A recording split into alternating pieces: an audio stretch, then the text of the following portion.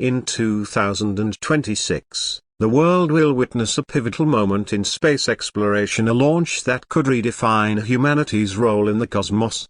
The mission, the Saturn Interorbital Platform Deployment and Long-Range Survey Probe, a project years in the making. And on this episode of Build and Burn, we're diving deep into the mechanics, the history, the controversies, and the sheer ambition behind the 2026 Saturn launch. This isn't just another planetary mission. It's not about planting flags or testing rovers. This launch is about infrastructure. Saturn, the gas giant with its iconic rings, is about to become the site of humanity's most distant permanent orbital asset yet.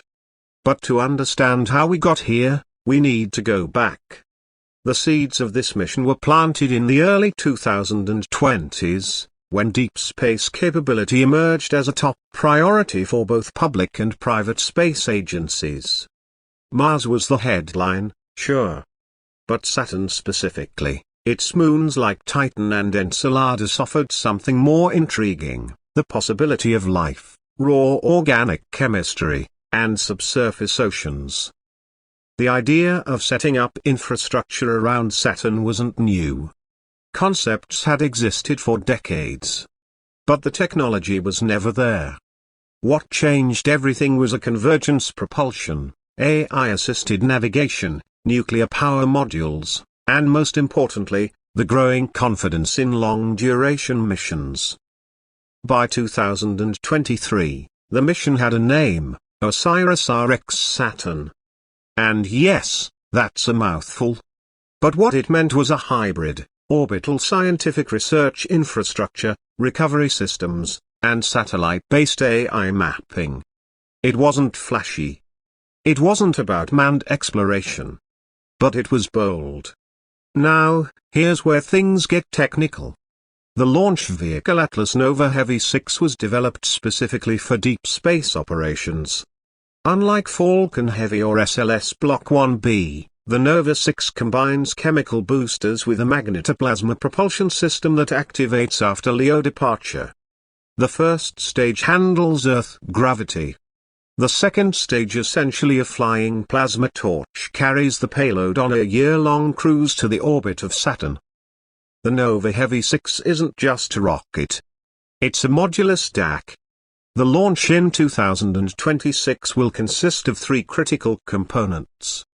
First, the Orbital Science Array. This is the crown jewel.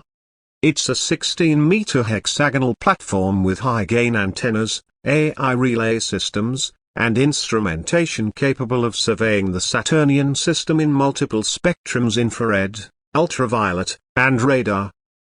Second, the Autonomous Drop Network. Picture a series of pods, 6 of them, that will be released into different orbits around Saturn and its moons. These contain sample analysis units, microlabs, and even small-scale cryogenic drilling equipment. They're not landers in the traditional sense. They're more like smart scouts. Third, the propulsion and power core. The nuclear heart of the mission. Controversial. Absolutely. But essential. Solar panels are useless in the dim light of Saturn. This core uses a small modular reactor with a 15-year lifespan, enough to sustain all communications, maneuvers, and reboots without ground control.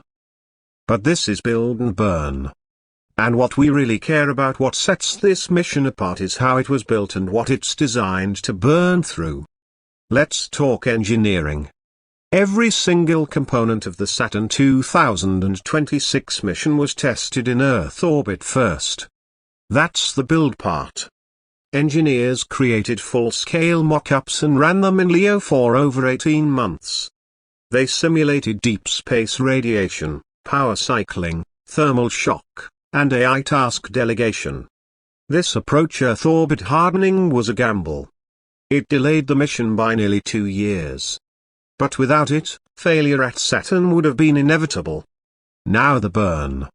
The burn phase is where everything gets real. The term doesn't just refer to engine ignition.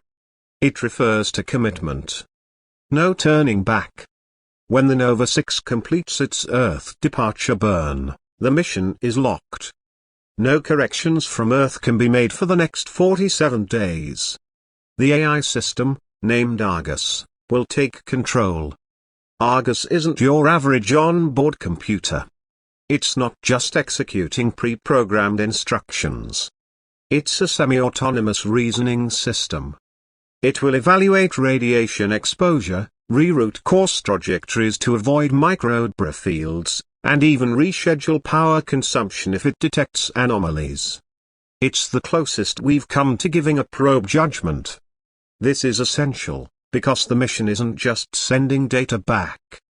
It's looking for patterns, behaviors, changes in magnetic fields, unexpected geyser activity, radiation spikes, things a human operator might miss, or at least take too long to interpret.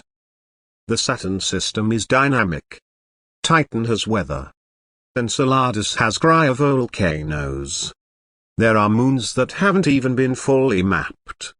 By giving the probe semi-autonomous cognition, engineers are betting on its ability to do science in real time.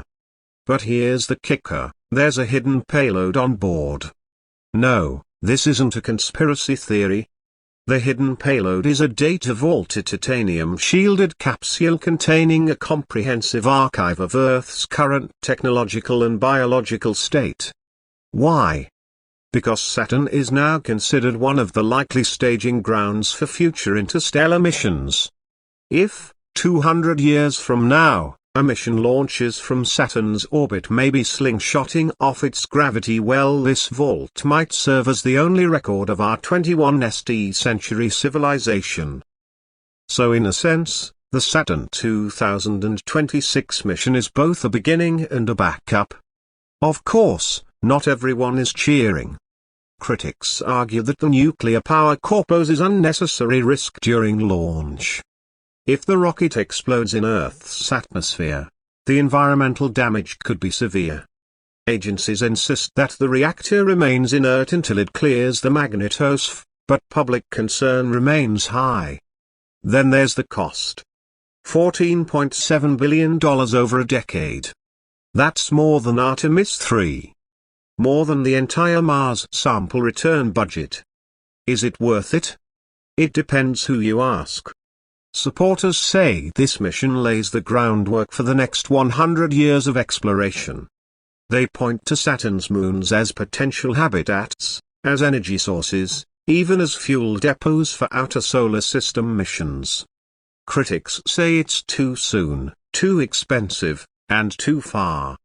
But here's a fact, this is the farthest any infrastructure mission has ever aimed. Not a flyby. Not a quick survey. A 15-year orbital commitment, 1.2 billion kilometers from Earth. And the launch vehicle? It's a monster. Standing 112 meters tall, with 9 clustered booster engines and a plasma drive that's never been tested outside simulation. Engineers are nervous.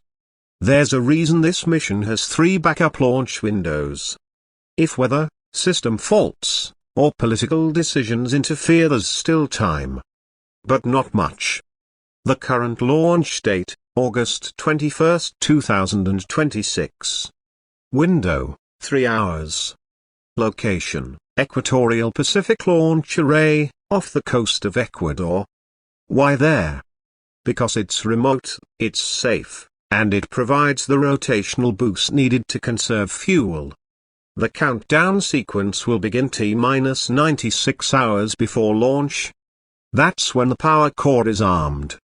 From that point on, a crew of 400 technicians and flight controllers will monitor every subsystem continuously. If the launch proceeds, if everything works, then by mid-2027, the orbital science array will begin transmitting. And then the real science begins. We'll get full-spectrum data from Titan's upper atmosphere. We'll see Enceladus's geysers in thermal mapping. We'll track the chaotic orbits of Hyperion and Phoebe. We'll finally get insights into Saturn's hexagonal polar storms and how its magnetosphere interacts with solar winds. And then there's the big question, are we alone? Because one of the probe's key goals is biomarker detection.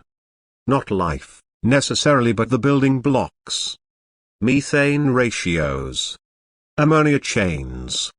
Organic hydrocarbons in non-random patterns. Titan's atmosphere alone is a chemical playground, and we've barely scratched the surface. Argus will know what to look for.